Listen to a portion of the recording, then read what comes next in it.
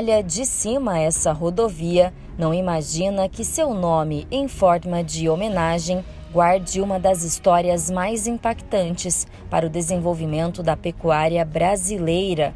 O nome Celso Garcia Cid demonstra sua importância antes mesmo de passarmos pela porteira. Mas quem foi esse criador que trouxe tantas joias da Índia? Era um homem que falava tudo o que tinha que falar, ele era verdadeiro, autêntico, então ele foi um homem além do tempo dele. Estamos em Sertanópolis, no interior do Paraná, a um pouco mais de 400 quilômetros da capital Curitiba. É daqui que começamos uma viagem ao tempo de um grande homem, desbravador e pioneiro. Em 2020 se completam 60 anos desde que seu Celso Garcia Cid saiu aqui do Brasil para ir para a Índia fazer sua primeira importação aqui da Cachoeira 2C, trazendo animais zebuínos para o Brasil. Essa importação contribuiu muito aí com o desenvolvimento do gir, do guzerá e do Nelore. Dona Bia, a gente escuta tanto falar do seu Celso Garcia Cid. Quem que foi ele, né, para a senhora? Foi seu pai? Como que foi Celso Garcia, nelorista, girista, né, que vocês falam que era a grande paixão dele, né? A grande paixão dele sempre foi o gir. Ele foi para a Índia para buscar gir, mas encontrou lá também nelores que ele achou excepcionais, muito diferente dos que se tinha no Brasil na época. Então ele trouxe as 3 raças, gir, nelore e guzerá. Qual que era a personalidade, a palavra que eu acho que mais definia, né, seu Celso?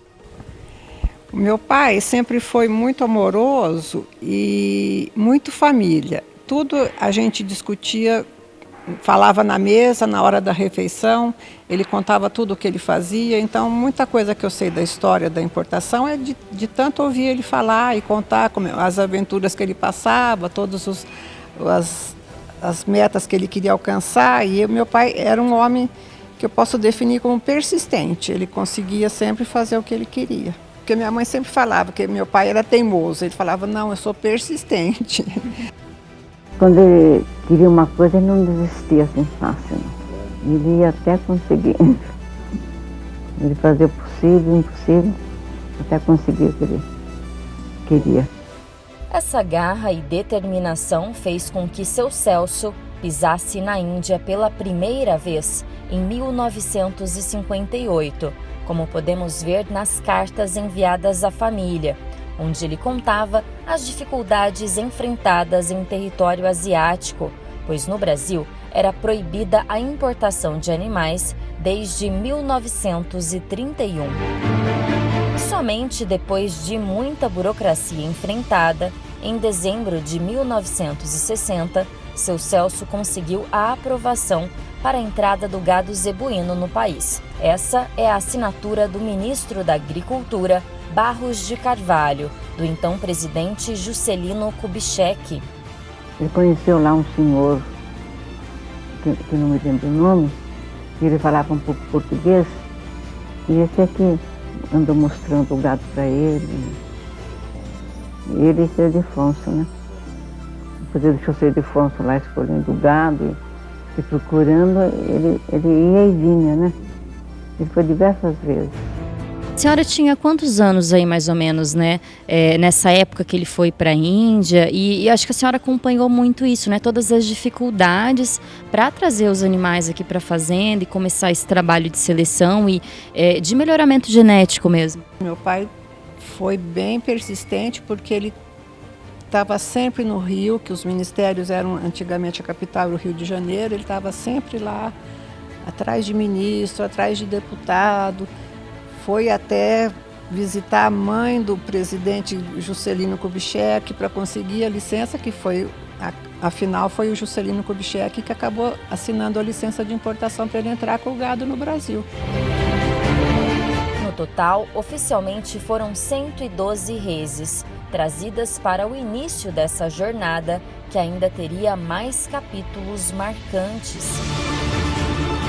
Quando ele foi para a Índia buscar o gado que ele queria buscar, ele buscou para o Brasil, para os criadores do Brasil. Ele não queria só para ele.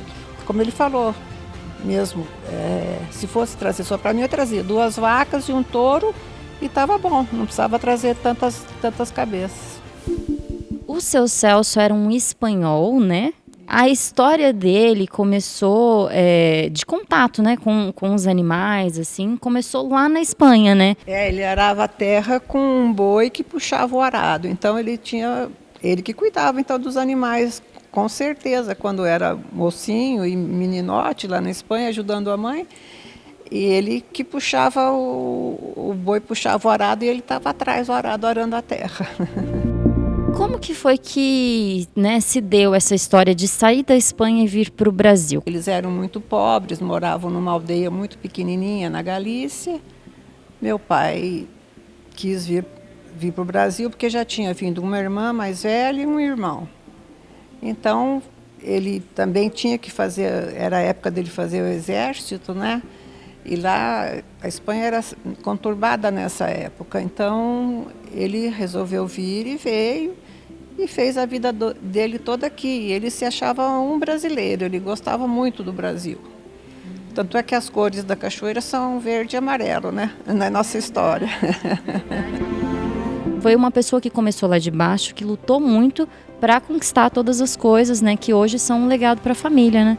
Isso, quando ele chegou em Santos, que a irmã dele trabalhava no parque balneário, ele começou como ajudante de cozinha, depois passou para garçom.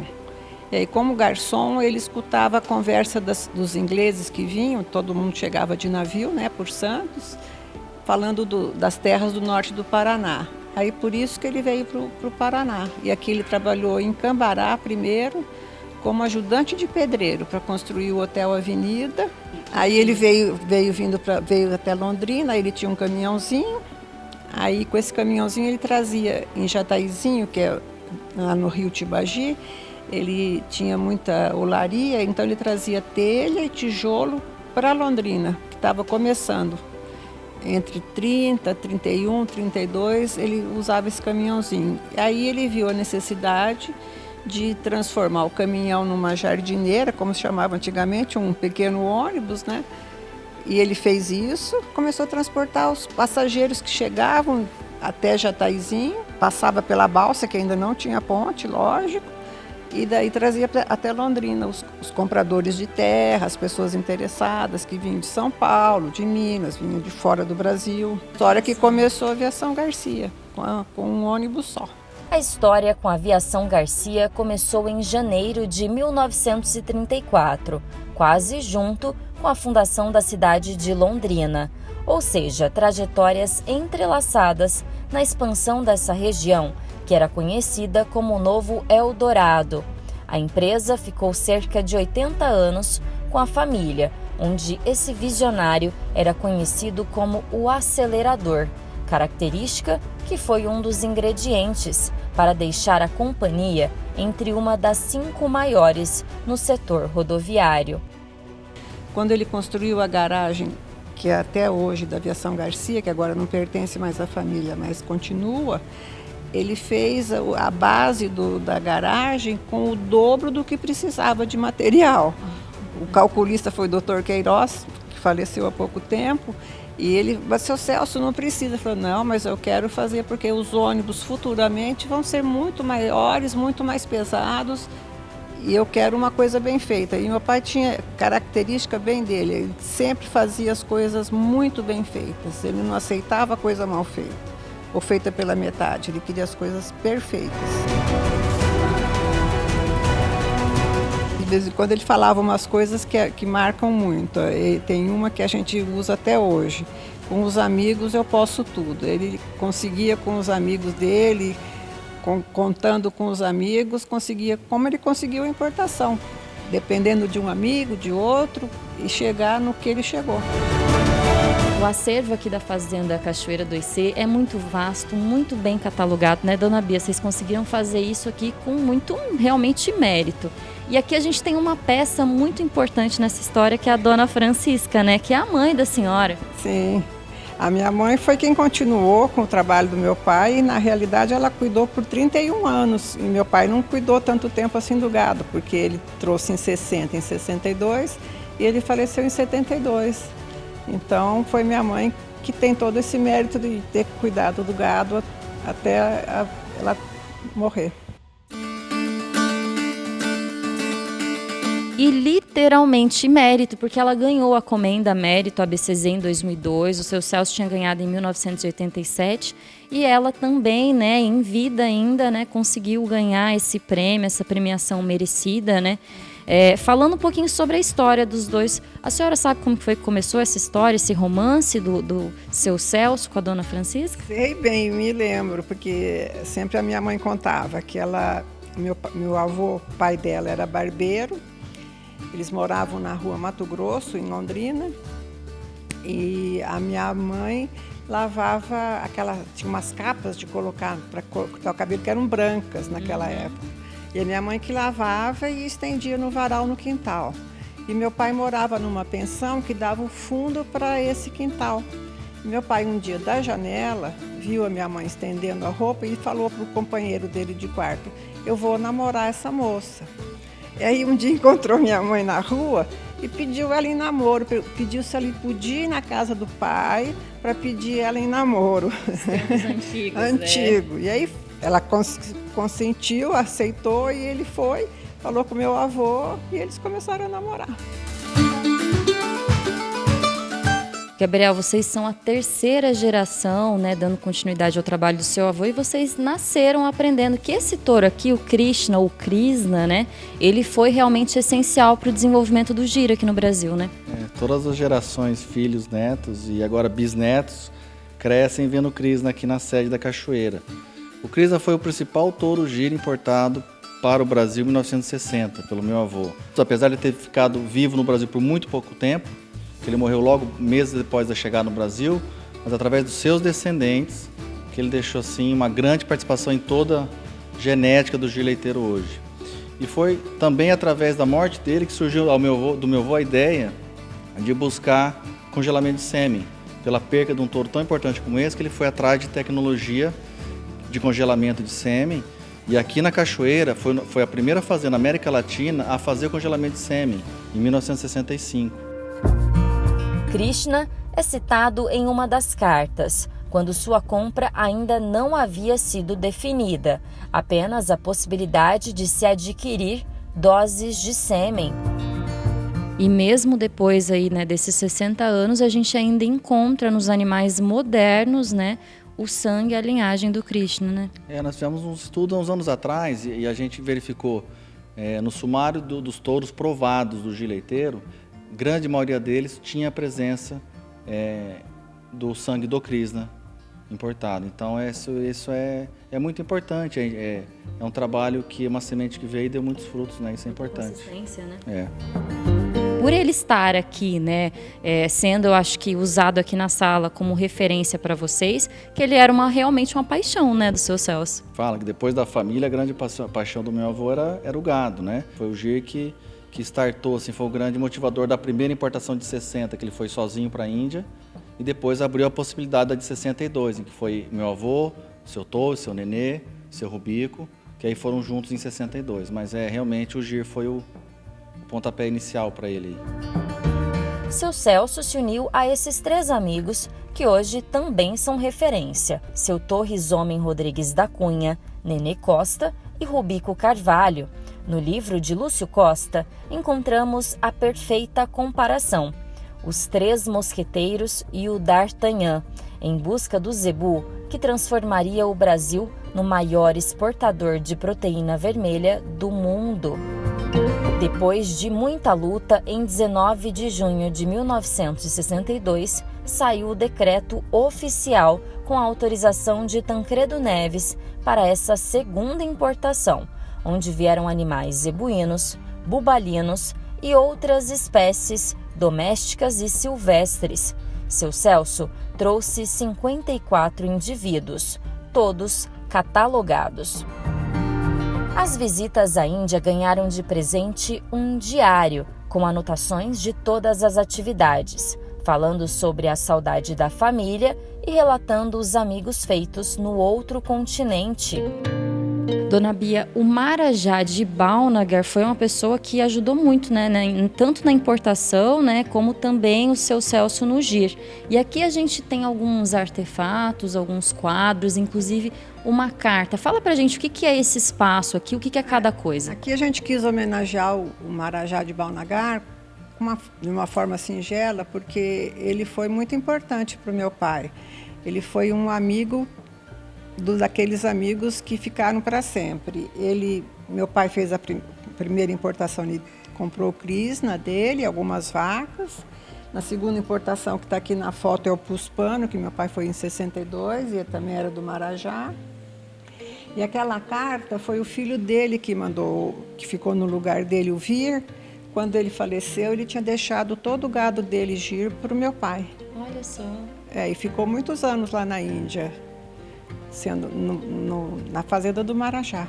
Vocês trouxeram esses animais? Não, acabou não trazendo, porque as importações foram proibidas novamente, né? Então o seu Celso ficou com esse gado, né? Que foi presente do Marajá lá na Índia. E ele, em 72, ele estava continuando tentar abrir a importação de novo. Quando ele faleceu, ele estava lá lutando para abrir a importação de novo. A memória de seu Celso e Dona Francisca é o ar que enche os pulmões em toda a sede. É o talento nato que pulsa no sangue de todos os sucessores, em cada pedaço da terra roxa e fértil que faz esse solo ser tão eficaz para o projeto que hoje atua com a integração dos grãos com a pecuária seletiva, como vemos de cima, nessa imagem que mais parece um tesouro guardado pelo rio Tibagi. Hoje aqui na Cachoeira nós temos um rebanho de em torno de 600 cabeças, e como nós temos também agricultura, soja, milho, também para silagem, temos produção de feno, a nossa área aqui de pecuária, nós temos hoje uma lotação hoje média anual de 10 cabeças por hectare ano, média geral. Então a gente tem que ser muito eficiente aqui na Cachoeira, e é o que hoje que a modernidade exige, né? De você ser eficiente, ser produtivo e criar o que a gente faz. O que a gente faz dentro de tudo isso, a gente faz o que a gente mais gosta, que é criar o gado zebu. Nessas 6 décadas de momentos inesquecíveis, participando de exposições, de pista, do ranking Nelore e colecionando troféus incontáveis, podemos destacar a venda da recordista Nisha 16 DCTE, que carregava em seu pedigree a linhagem da Chacuni. Recorde absoluto no Brasil! Medi em 35! E claro, não podemos esquecer deles, raçadores que foram essenciais para o Nelore: Bandini DCPOI, Ladu DCPOI e Varedo DCPOI. A gente mantém até hoje, preserva as linhagens importadas das principais matrizes importadas pelo meu avô da Índia. A Fazenda Cachoeira, desde a década de 70, foi uma das primeiras entre os 4 grandes importadores a abrir o seu rebanho, abrir o seu sangue, de utilizar reprodutores de fora. A Cachoeira também sempre teve esse diferencial. Nós temos aqui praticamente descendente de todas as grandes campeãs de Uberaba dos últimos 20, 25 anos. 100% dos nossos touros têm exame, além da sua avaliação genética do PMGZ, a genômica no PMGZ, que é um diferencial a mais para você aumentar a acurácia das avaliações. A gente está sempre buscando, tecnologias eu vejo como ferramentas que nos auxiliam. Essa vontade de inovar fez a 2C sempre sair na frente como precursora no uso das FIVs e ATFs e também no ultrassom de carcaça. A gestão percebemos nos números detalhados, que dividem a propriedade em 39% de agricultura, 25% de pastagens, 21% de reserva preservada, 13% de feno e 2% das instalações. O rebanho, que brilha nos pastos pela sua beleza, genética e alto desempenho, é o reflexo da simplicidade de um criador que, em sua época, fazia questão de conduzir seus animais nas pistas de julgamento, reforçando o orgulho de ser zebuzeiro. Eu tive a honra de receber o livro, que conta a história, O Tempo de Seu Celso. E eu percebi muito isso. Ele foi uma pessoa que inspirou, né, aqui a região do Paraná, inspirou as pessoas pelo que ele tinha de caráter, um homem de muito caráter, né? Isso é verdade. Meu pai sempre teve um caráter muito firme. Até hoje, todas as pessoas que trabalharam para o meu pai se lembram dele com muitas boas lembranças. Todos os amigos ainda até hoje falam dele, lembrando de coisas boas. Meu pai, eu acho que foi um homem bom, que passou aqui pela terra e fez tudo o que ele tinha que fazer e foi embora. A sabedoria de pensar nas próximas gerações está nos dizeres: nós somos transitórios. O Brasil de nossos filhos é permanente. Eu senti, assim, que existe uma gratidão muito grande de toda a família ao seu Celso. Você, como neto hoje, se fosse para deixar uma mensagem agradecendo ao seu avô por esse legado, o que você diria para ele? Quando a gente, às vezes, em alguma situação mais difícil, eu sempre procuro algumas, né, algumas frases dele. Então a gente, por ter conhecido ele através do livro, que ele morreu em 72, eu nasci em 75, eu sempre busco. E nessa tua pergunta que me aperta, eu vou responder com a frase dele, que nada nos pertence, né, que tudo é dívida de Deus. Então, o que ele deixou de ensinamento, através do exemplo da minha avó e da minha mãe, de agradecimento a Deus, a gente saber que nada nos pertence, né? Então, é isso, é gratidão a Deus por tudo que a gente tem.